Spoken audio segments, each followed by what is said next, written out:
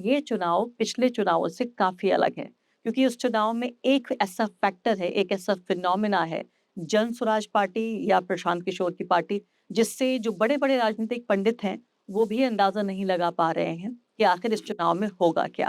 प्रशांत, मैं यहाँ पर देख रही थी कि 2020 में देखिए पिछली बार बिल्कुल आइडेंटिकल तरीके से दोनों पार्टियों का वोट शेयर है, 37.26 और 37.23, यानी कि ज़रा-सा भी वोट का परसेंटेज बहुत कम है, दोनों के बीच जो फ़र्क है, सीटों का भी ज़रा-सा फ़र्क है, एक ज़रा-सी कसर रह गई थी।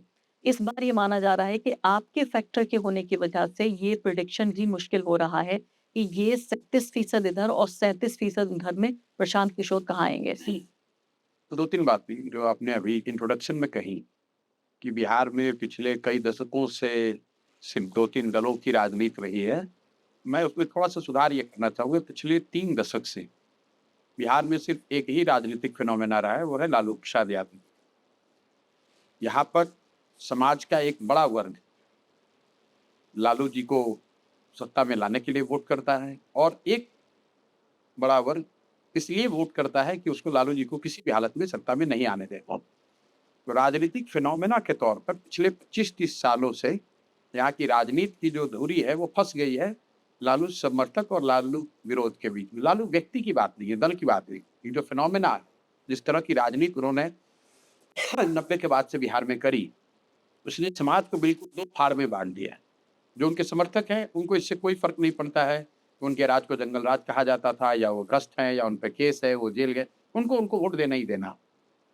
और जो उनके विरोधी हैं, उनको भी इससे कोई फ़र्क नहीं पड़ता है कि वो क्या वादे कर रहे हैं, दल वाले क्या कर रहे हैं, क्योंकि वो जानते हैं कि भैया लालू का राज मतलब जंगल है। वैसी स्थिति में धीरे-धीरे पिछले अगर आप करीब से डेटा को देखेंगे, तो बिहार में करीब-करीब 1 तिहाई जनता इन दोनों चीज़ से अलग हट गई। अभी आपने आंकड़े बताए हुँ, 37-37, हुँ, इसका मतलब है कि 25% से ज़्यादा लोगों ने इन दोनों गठबंधनों में किसी को वोट नहीं, बिल्कुल। क्योंकि लोग थक गए हैं लालू समर्थन और लालू विरोध से। लोग थक गए हैं लालू के डर से नीतीश भाजपा और भाजपा के डर से लालू को वोट देते-देते। क्योंकि ज़िंदगी तो लोगों की वही की हुई है जहाँ पर 1990 में। 1990 में भी देश का सबसे गरीब और पिछड़ा राज्य था बिहार। 2005 में जब लालू जी सत्ता से हटे और नीतीश भाजपा की सरकार बनी, तो भी देश का सबसे गरीब और पिछड़ा राज्य था बिहार। और आज नीतीश भाजपा के 20 वर्ष के शासन के बाद भी देश का सबसे गरीब और पिछड़ा राज्य बिहार ही है। हाँ, तो एक तरीके से बहुत चीज़ें बदली हैं लेकिन कुछ भी नहीं बदला है। तो लोगों ने धीरे-धीरे वो डेटा में दिख रहा है। 1 तिहाई लोग इससे कुछ अलग चाहते हैं और उसकी एक बानगी दिखी आपको पिछले चुनाव में, जब चिराग पासवान अलग से लड़ गए, हुँ, बिना किसी तैयारी के, सिर्फ जदयू के सीटों पर कैंडिडेट खड़े कर दिए और वो कैंडिडेट भी कोई उनके नहीं थे, जो जहाँ से मिल गया लड़ गया। और उसका असर ये हुआ कि लोग विकल्प के लिए इतने आतुर थे कि उन्होंने जदयू की सीटें करीब 80 से घटाकर 40-42 कर दी। ऑलरेडी ये जो समाज में जो उद्विग्नता है, समाज में विकल्प की जो चाहत है, वो बिल्कुल दिख रहा है स्पष्ट। और आप उस विकल्प के साथ आए हैं? और नहीं, मैं ये कह रहा हूँ पहले आप फंडामेंटली देखिए कि क्या समाज में जब लोग कहते हैं बिहार में स्कोप कहाँ है? हुँ, तो उन्होंने ना डेटा देखा, ना पीछे के सर्कमस्टेंसेस को देखा। तो बिल्कुल 1 तिहाई वोट जो है वो इन दोनों गठबंधनों के साथ नहीं जाना चाहता। हुँ। तो डेफ़िनिटली जनसुराज जैसे प्रयास के लिए सबसे पहला स्टार्टिंग पॉइंट है, वो है जो इन दोनों गठबंधनों के साथ नहीं जाना चाहिए। ठीक है, आपकी बात मैं समझ गई। अब मैं इस असली दूसरे पहलू पे आती हूँ। आपने कहा लालू की बात, आपकी बात से मैं एग्री करती हूँ। अभी तक जितने लोगों से मेरी मुलाकात हुई है, या तो ये कहते हैं कि लालू का राज सबसे अच्छा राज था, नहीं लड़ जाएँगे आपसे अगर आप ये कहेंगे कि जंगल राज नहीं, भी कहा अच्छा जाता है। राज कहने वाले तो कोई बहुत कम लोग वैसे मिलेंगे लोग मुझे आपको। मिले, ऐसे लोग मुझे मिले जो उन्होंने कहा कि उस वक़्त श्याम सामाजिक न्याय होता था, उन्होंने कहा कि हमें बिस्तर पे हमें पलंग पे नहीं बैठने दिया जाता था, हमें उन्होंने सम्मान दिलाया। ऐसे भी लोग मिले जो लालू के नाम पे अभी देखिए, भी रोते हैं। नहीं मैं लेकिन तो वो ये भी लोग कहने मिले पर भी लेकिन वो भी लोग मिले जो कहते हैं कि कोई भी नेता चलेगा, लेकिन लालू यादव के मैं अलावा। यही बात आपको बता रहा हूँ। लालू प्रसाद यादव ने जो मैंने कहा जिस तरह की उन्होंने राजनीति की, जब वो बिहार में मुख्यमंत्री बने, अपने शुरुआती सालों में मैं उनका राजनीतिक विरोधी हूँ, हुँ, लेकिन मन से मैं कहता हूँ कि अपने शुरुआती साल में लालू जी ने समाज के एक बड़े वर्ग को हक, आवाज़, सम्मान जो भी सबका आप इस्तेमाल करें वो दिया। इसमें कहीं कोई दो मत नहीं और इस बात के लिए लालू जी की तारीफ़ होनी चाहिए, होती भी है। लेकिन जिन वर्गों को लालू जी ने आवाज़ दिया, सम्मान दिया, उनके बच्चों की पढ़ाई की कभी चर्चा नहीं की। उनके लिए रोज़ी-रोज़गार की बात नहीं की। बिहार में कभी लालू प्रसाद यादव ने लालू जी ने कभी भूमि सुधार की बात नहीं की। तो जिस उन्होंने ये कहा कि आपको सम्मान देते हैं, आवाज़ देते हैं और उनके हाथ में झंडा पकड़ा दिया और ये कह दिया कि मेरा और मेरे बच्चों का नारा लगाते रहो।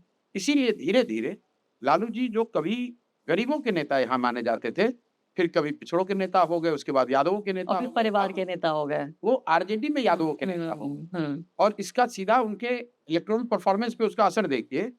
लालू जी जब गरीबों के नेता थे, तो यहाँ 54 में 53 एमपी जीत कर आए थे अपने दम पे। हुँ।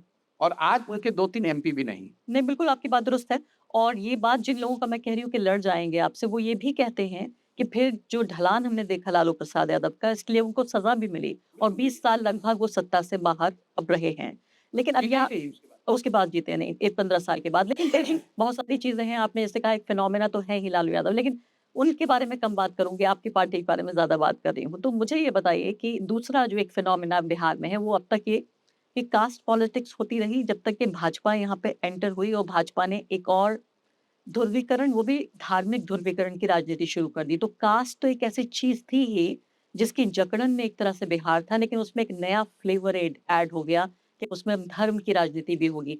मैं ये पूछना चाहती हूँ कि प्रशांत किशोर इस जाति और धर्म की राजनीति में आप कहाँ खड़े हैं? इन दोनों आक्रमण से मैं पूरा इत्तेफाक नहीं रखता। हुँ, हुँ। बिहार अभी भी धार्मिक उन्माद वाली राजनीति से बचा हुआ है और उसकी वजह कोई लालू यादव, नीतीश कुमार या भाजपा नहीं। उन्माद नहीं है, लेकिन सांप्रदायिकरण हो रहा है बिहार का। यहाँ पर समाजवाद की जड़ें इतनी गहरी हैं। कर्पूरी जी के ज़माने में 1960s से समाजवाद की जड़ें इतनी गहरी हैं। कई लोगों को ऐसा लगता है कि यहाँ मंडल है, हुँ, हुँ, हुँ। मंडल और जाति है इसलिए यहाँ का मंडल कम है। ऐसा नहीं। अगर ऐसा होता तो यूपी में भी तो जातियाँ हैं। हाँ, वहाँ पर कैसे इतना उन्माद है? गुजरात में कैसे? वहाँ पर भी तो जाति है। लेकिन यहाँ कोशिश हो रही है, नहीं, लगातार कोशिश हो रही है। कोशिश होना अलग बात है। हम लोग कह रहे हैं क्या बिहार में धार्मिक उन्माद की राजनीति हो रही है? हाँ। मुझे नहीं लगता। कोशिश तो आप कर लेकिन सकते हैं। सांप्रदायिकरण की तो हो रही है। नहीं, वो तो देश में एक डिग्री ऑफ पोलराइज़ेशन या कम्युनल पॉलिटिक्स हो रही है। उस बिहार में उसका अपवाद देखिए। हाँ, अगर आप सामाजिक स्तर पर देखेंगे, जैसे मैं अगर इस चीज़ से इत्तेफ़ाक रखूँ जब हम लोग बच्चे थे, तो यहाँ रामनवमी की जो जुलूस होती थी, वो कभी जुलूस के शक्ल में त्रिशूल, भाला लेकर, तलवार लेकर नहीं होता। हाँ। वो धीरे-धीरे अब दिखने को देखने को मिल रहा है। और धर्म की नुमाइश हर धर्म में हो रही है। नहीं, मैं तो हिंदू धर्म की बात कर रहा हूँ अभी। जैसे मुसलमानों का जो तौर तरीका है, वो तो सही है, गलत है, आप पसंद करें, ना पसंद करें, वो तो पहले से है। हुँ, जो आप कह रही कोशिश हो रही है, तो वो कोशिश अभी शुरुआती दौर में है हुँ, और उसका कोई राजनीतिक इम्पैक्ट अभी नहीं देखने को ऐसा मिल रहा है। हुँ। लेकिन बिहार में जो चीज़ें सत्य हैं, वो है कि यहाँ समाजवाद की जड़ें बहुत गहरी हैं। उसी को लालू जी के जो लोग कहते हैं सामाजिक न्याय कहते हैं। कुछ लोग बाहर दिल्ली में बैठ के उसको मंडल, पोस्ट मंडल राजनीति कहते हैं। जहाँ तक ये बात है कि क्या बिहार में जातियों की प्रमुखता ज़्यादा है? बिहार में जाति की प्रमुखता उतनी है जितनी गुजरात, कर्नाटक, आंध्र और उत्तर प्रदेश में है। हुँ। और मैं इसको आपको एग्ज़ाम्पल से बताता हूँ। लेकिन मैं ये नहीं चाहती हूँ कि ये एक तरह का पॉलिटिकल एनालिसिस बन जाए बिहार का। मैं चाहती हूँ कि मेरे दर्शक जो देख रहे हैं, जो अब कुछ ही दिनों बाद वोट डालेंगे बिहार वोट डालेंगे, दर्शकों को ये समझना मैं है। आपकी पार्टी और आप कहाँ हैं इस पूरी पॉलिटिक्स मैं में? उस पे आ रहा हूँ। हम लोग कहाँ हैं? हम लोग उसके साथ हैं जो बिहार में बदलाव चाहता है। जो लालू, नीतीश और इनके टाइप ऑफ पॉलिटिक्स से ऊब गया है। और आप जाति की राजनीति नहीं करेंगे? बिल्कुल नहीं कर कोई। जातियों की समझ होना हुँ। और जातियों की राजनीति करना ये दोनों 2 बात है। हाँ, जाति की समझ होना जाति समाज की एक सच्चाई है, तो आप उसके लिए इग्नोरेंट नहीं हो सकते। सही बात। अगर समाज में गरीबी है तो आपको गरीबी समझना है, समाज में अगर हिंदू-मुस्लिम है तो उसको आपको समझना है। हाँ, हाँ। लेकिन उसकी राजनीति करना वो अलग बात है।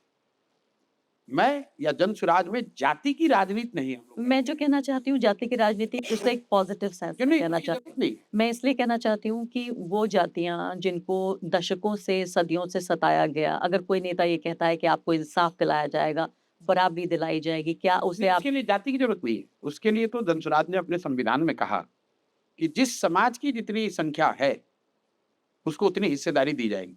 उसमें मुसलमान भी है, उसमें अति पिछड़ा भी है, उसमें जनरल भी है, उसमें ओबीसी भी हैं, यादव समाज के भी लोग हैं। बहुत लोग आके कहते हैं, भैया यादव समाज के लोग तो आपको वोट नहीं देंगे। और हम लोगों ने उनकी अगर आबादी 15-16% है, तो जनसुराज से आज 32-34 लोग यादव समाज के लोग चुनाव लड़ रहे हैं। लेकिन हम लोग का ये मानना जो लोग इस रेस में पिछड़ गए हैं, नहीं, उनको क्या भी दिया है तो उनका हाथ नहीं, उनका हाथ पकड़ के आप जब ऊपर खड़ा करेंगे, तो पॉजिटिव अफ़र्मेशन तो आपको देना पड़ेगा। पॉजिटिव अफ़र्मेशन क्या है? समाज में कोई ये नहीं चाहता है, उसके हक से उसको ज़्यादा मिल जाए। क्योंकि अगर आप किसी को हक से ज़्यादा देंगे तो किसी का हक मारेंगे। बिल्कुल। मुसलमानों ने क्या कहा कि भई हमारी जितनी आबादी है उतनी दे दो। हुँ। उन्होंने हमको 34 सीट दी।